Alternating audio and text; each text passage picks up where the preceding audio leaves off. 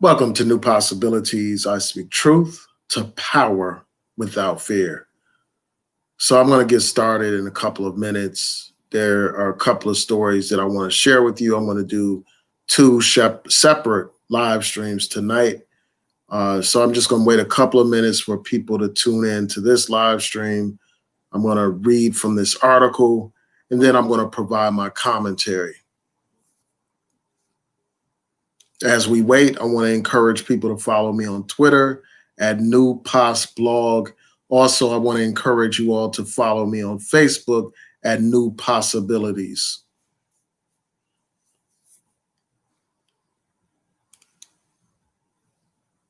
So I'm just going to wait a couple of minutes before I get started.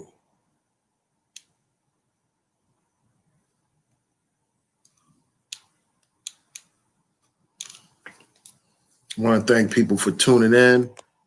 I plan to continue to regularly produce videos on this channel. I'm going to try to do it every day, probably Monday through Friday each week.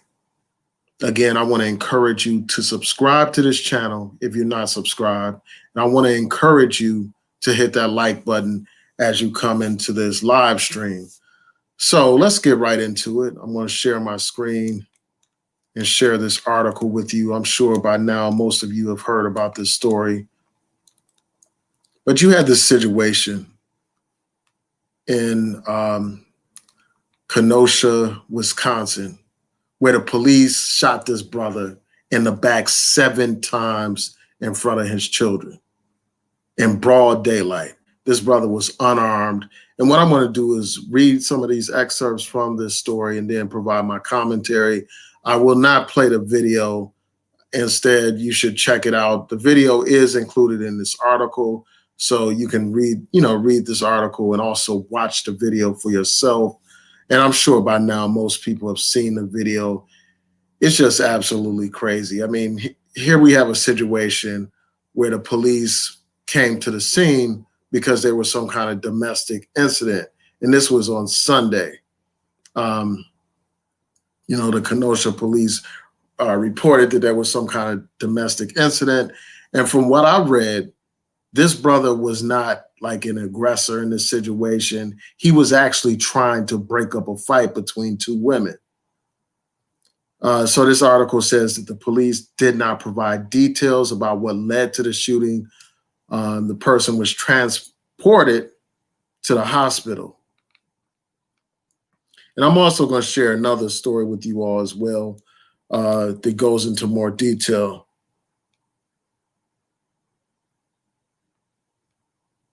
So I'm going to, continue to the story, and then I'm going to talk about the response of people. So it says that a video was posted on social media that appeared to show the shooting from across the street. 3 officers could be seen shouting and pointing their weapons at the man as he walked around the front of a parked SUV. A man opened the driver's side door, leaned inside. One officer grabbed his shirt from behind and then fired into the vehicle. 7 shots could be heard on the video. It's unclear if more than one officer fired. It's unclear if more than one officer fired. So you had this brother walk around his car. These police had their guns pointed at him. This brother doesn't have a weapon at all. He's going into his car. The police proceed to grab him and then they shoot at him 7 times. Now, fortunately, at the time, as far as I know, the brother was not killed. He was severely injured, taken to the hospital.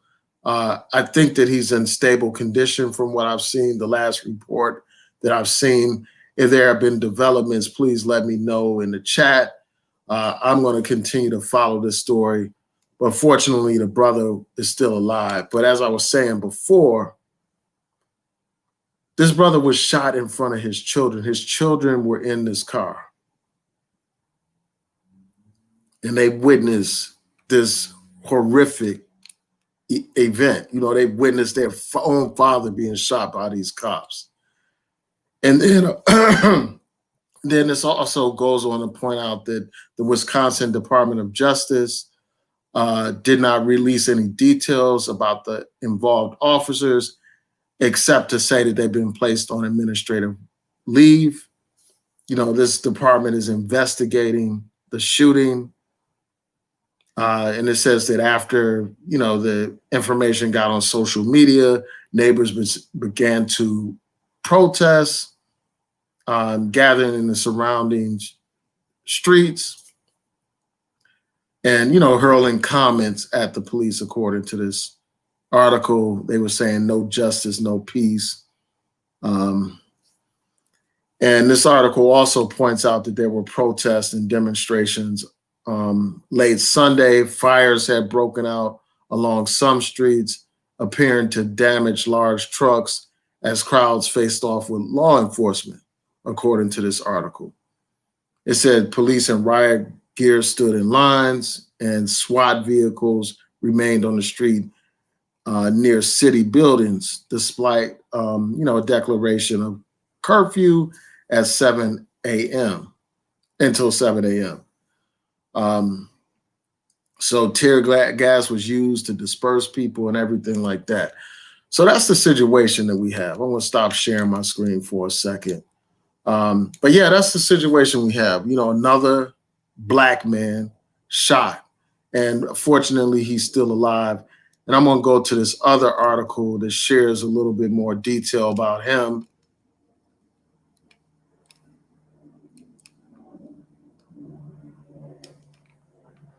And it shows his image. So I'm going to share that with you all. So just bear with me a second.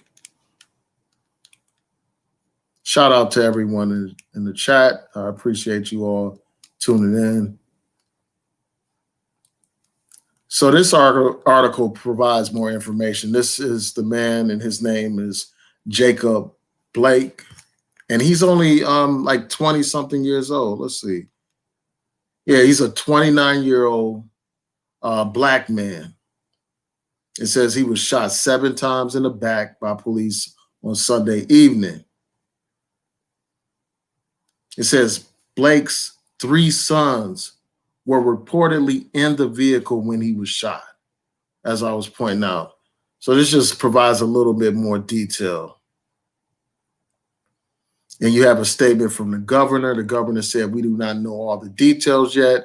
What we know for certain is that Blake is not the first black man or person to have been shot or injured or mercilessly killed at the hands of individuals in law enforcement in our state or our country."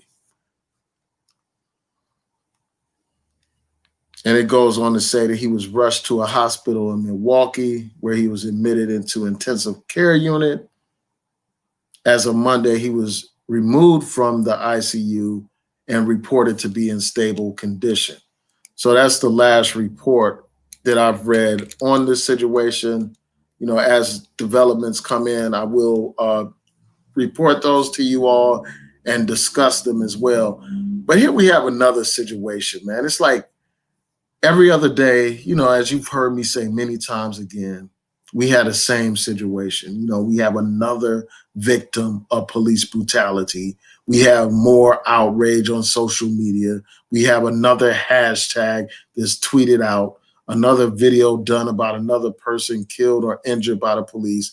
And here we are again. And the question is, what are we prepared to do to end this stuff? I commend everyone that takes to the streets and takes action, that demonstrates, that takes action. We have to move beyond just voicing our outrage. We have to move beyond just doing videos and just typing comments and sections to videos. We have to move beyond just doing hashtags.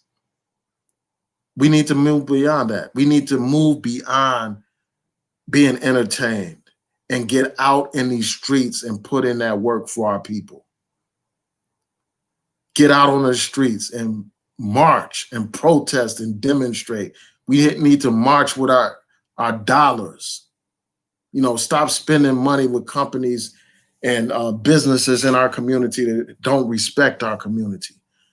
We need to be about electing officials that have the interests of the people at heart, whether we're talking about the district attorney. We need to make sure that we have a district attorney wherever you live that prioritizes accountability for these police, that prioritizes ending police brutality.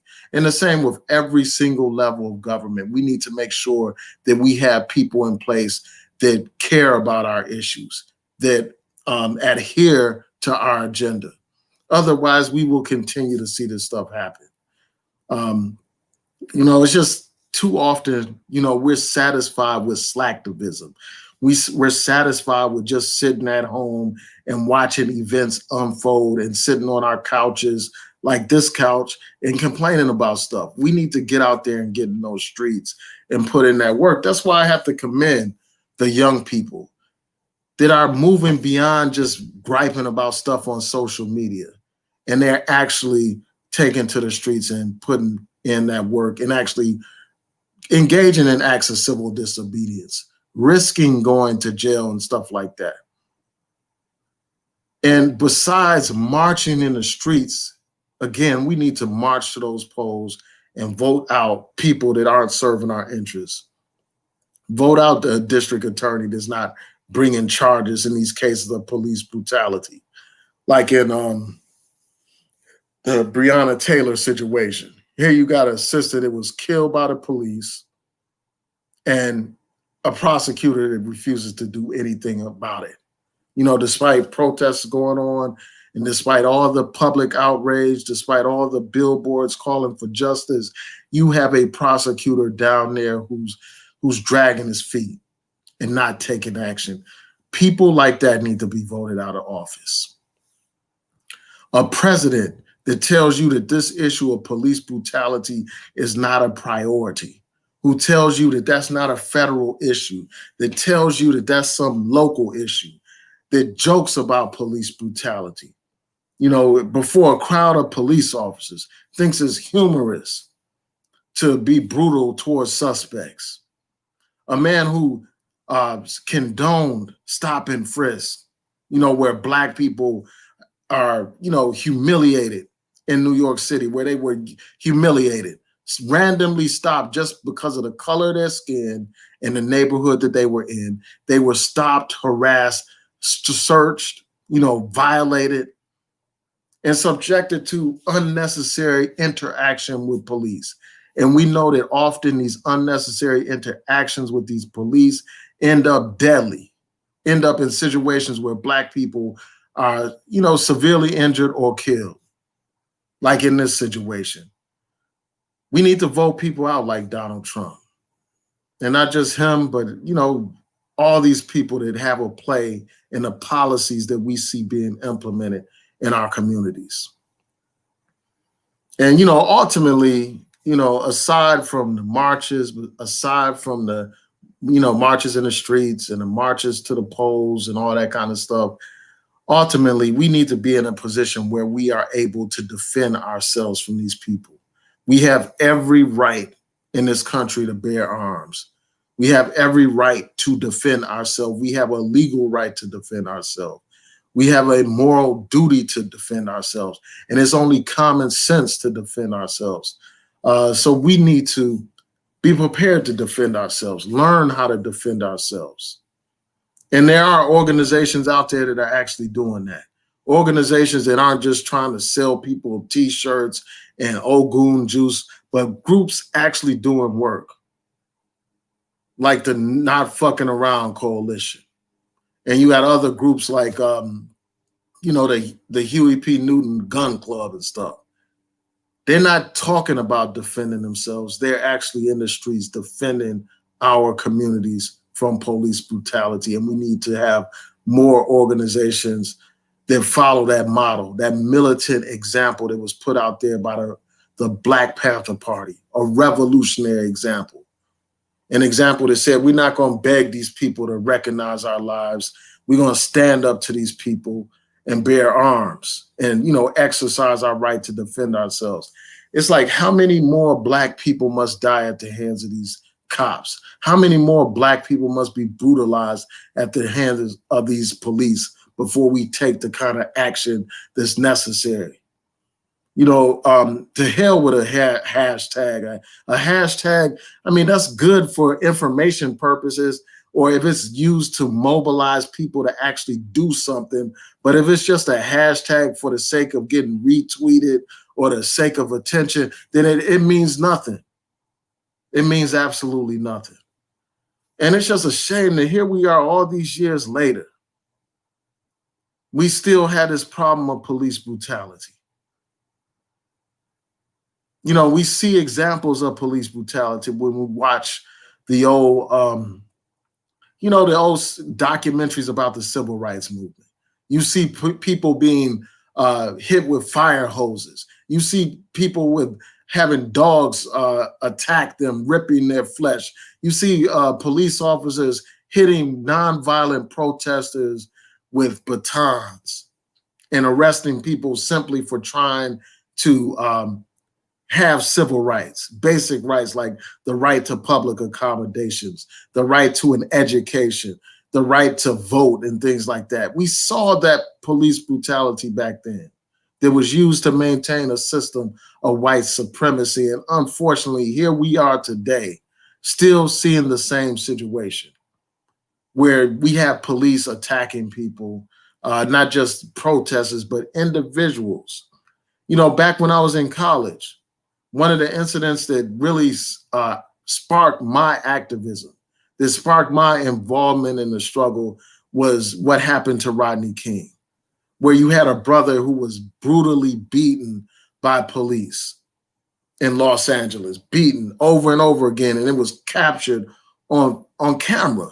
And that was rare back then because they had those big, huge, video cameras. It wasn't like now where you just have it on your phone. The phone is very lightweight and most people have it. But they captured this footage of these police, multiple police, beating a brother many times on camera.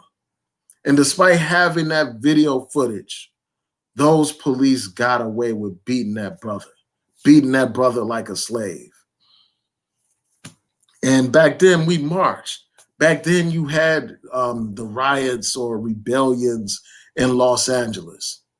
And then here we are today. We still had the same problem of police brutality. We still hear about the Breonna Taylors and the George Floyds and all the other countless names of people killed and brutalized by these police. And it just seems like, man, something has to be done, and not enough is being done, man. And, too often we're just satisfied sitting at home. It's time for us to organize as a people. As Kwame Ture told people, he talked about the need to be organized, to be a part of an organization. If you are not a part of an organization trying to make a difference in your community, then you need to join one as soon as possible. Whether it's your neighborhood association to make a difference in your community, whether it's your, one of these local civil rights group or activist group, it doesn't matter. You need to get involved. We all need to get involved in making a difference in our community. Talk is cheap. It's no longer time for us to talk. The talking is dead. It's time for us to get involved and take action against police brutality, man. I mean, it's just something about this that just, in all these situations, just anger me, man. Especially for kids that have to witness something like this, to witness their father shot all these times, shot 7 times. And, it's just for the grace of God that the brother is still alive. But anyway, I just had to share this with you, just share my frustration about this situation. I just encourage y'all to get involved, man. Join an organization fighting for your people. It's not enough to be sitting on here talking on YouTube and, chit-chatting in comment sections. Get involved in your community, man. Get involved and make a difference. Like a lot of times people are waiting for some kind of savior to come and rescue Black people. They're waiting for some messiah or some great black person to be the next leader and stuff like that. When what we should be doing is looking in the mirror if we want to see a hero, if we want to see somebody that's going to save the people. That person is you, and you do that by getting involved in doing whatever you can to make a difference. And we can participate in the movement in different ways, man. Some people people have different skill sets and they can use those for the betterment of our people. And if you don't have the time, like some people, I understand, they may have very busy lifestyles and they may not be able to actually be active in an organization because of their work schedule or whatever. At least contribute your money to an organization that's working for your people. Instead of just giving your money away to somebody just because they're entertaining you on YouTube. Give your money to worthwhile causes that are actually putting in the work, that actually have a track record of making a difference. So the bottom line is this, man: we got to move beyond the talk and get engaged in action on all kinds of levels. We need to use every single means that is available to us to bring about the change that we want to see. And, the means that are available to us include, protesting, boycotts, lobbying, our state legislature, our Congress, and even the White House to make a difference in our community. Demanding investigations, demand that the Justice Department investigate these cases that happen in your community. And, another thing is, we need to be prepared to defend ourselves as well. Follow the example of the Black Panther Party. Because it's like, I'm just tired of us just begging these people to recognize our humanity. I'm tired of the cycle that constantly repeats itself when these situations happen, where you have the outrage, you have the parasitic lawyers and self-serving lawyers that get involved in these situations and are about just enriching themselves and getting money for the family, and the family ends up being silenced. And a lot of times these police get away with it. They're not convicted of anything. And then, after people are mad for a while, that dies down. And then the whole cycle repeats itself over and over again. We have to break that cycle. That's what we have to do by any means necessary, in the words of Malcolm X. So, yeah, I want to thank y'all for tuning in. It's just crazy. That this happens time and time again, man. I mean, just imagine if you were one of those kids in that car and you saw your father shot 7 times. How would you? I mean, I can't even imagine like what that's like to witness that kind of horror right before your eyes. And these are the police, man. They're supposed to be, in theory, there to protect and serve.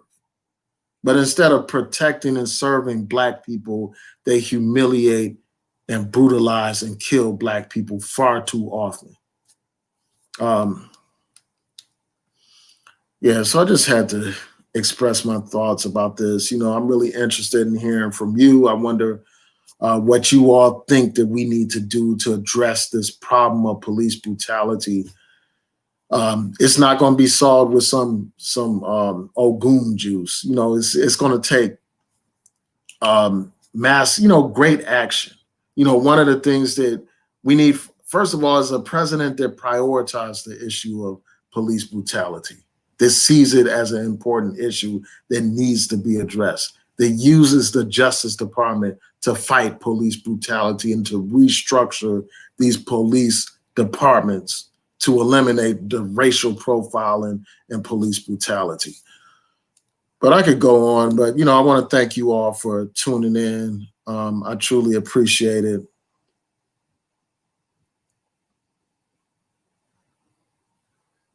Yeah, it's just messed up that somebody can go to, try to resolve a conflict, try to stop people from fighting, and they end up being the one that shot all those times.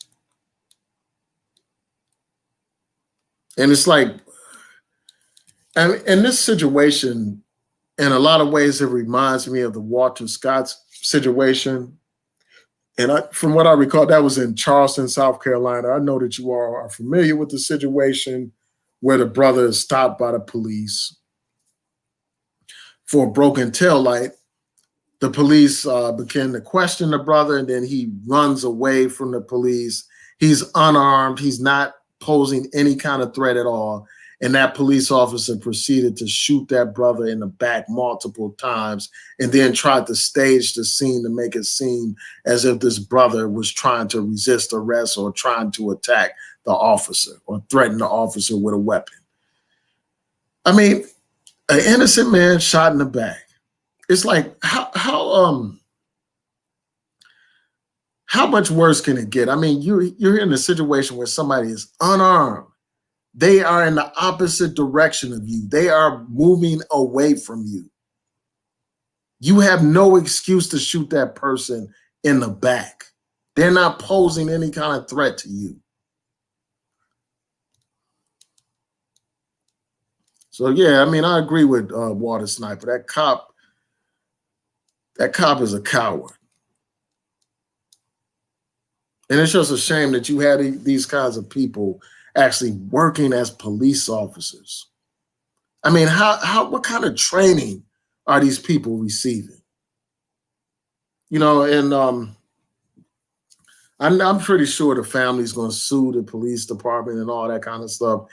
And you know, despite my concerns about some of these lawyers just being concerned about getting rich and all that kind of stuff, you know, I hope that the family sues and, you know, that they do recover a substantial amount of money, but that doesn't bring about true justice. That doesn't address the institutionalized racism. All that is a payout to a family. It doesn't restructure the police department. And I hope that charges are actually brought against these officers, you know, the officers that were responsible for shooting this brother. But you never know in these situations. They come up with all kinds of excuses. And too often, these prosecutors don't have the courage to bring charges.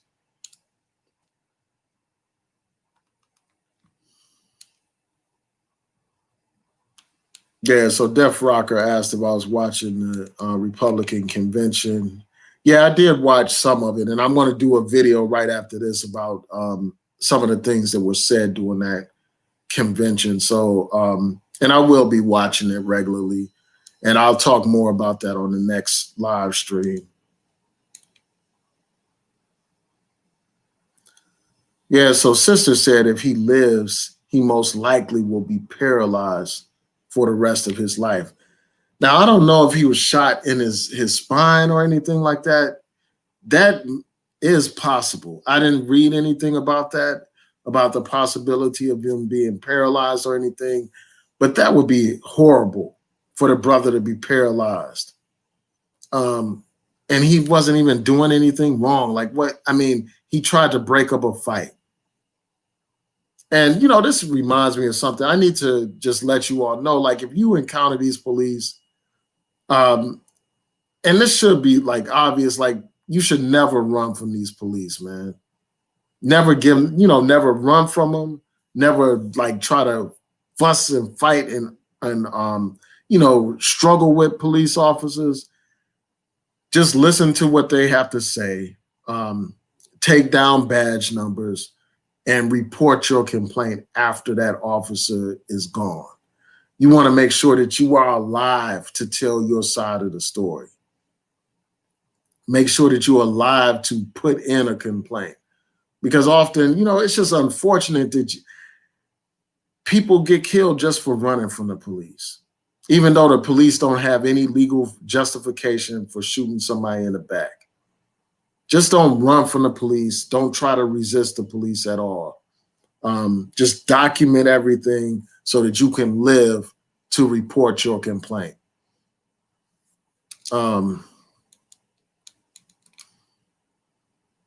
Yeah, and I think what I'm going to do is do a more comprehensive video. I've done a recording. I put on here like a copy of a recording where an attorney gave advice about how to deal with the police. Um, what I'll do is I'll probably share that as well, like either in the comment sections or in the cards or the description box, so that you all can check that video out.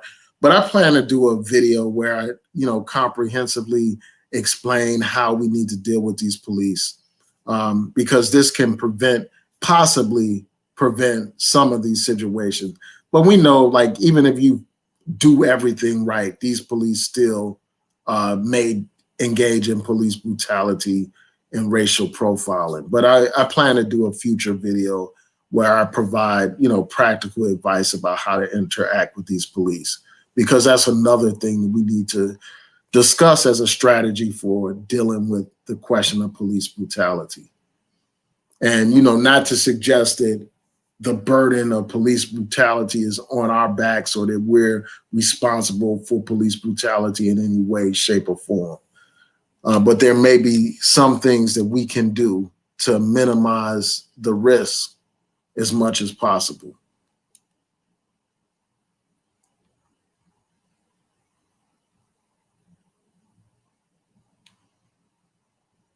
Oh, so Not As Me said, you got ran over. He said we got ran over in my city by a car for protesting. Wow. I mean, people really do need to be on point when you participate in these protests. Be aware of your environment and stuff. And really, you need to have marshals and stuff like that, that like security point people that are, aware and that they, guide the crowd and everything to make sure everyone is safe.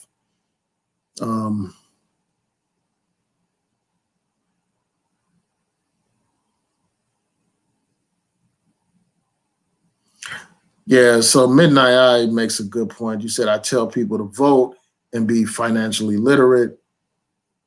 Either that or get armed. Too many people think not voting is smart. Complaining without effort is just complaining. Exactly. I mean, you got a lot of people that don't want to do anything. They downplay the significance of protests. They tell you not to vote, or they'd say, well, hey, you should just vote down ballot. Don't worry about the president. I mean, a lot of these people are do nothing, know nothings. And unfortunately, their platforms are large and a lot of people pay attention to what they say and actually listen to what they say.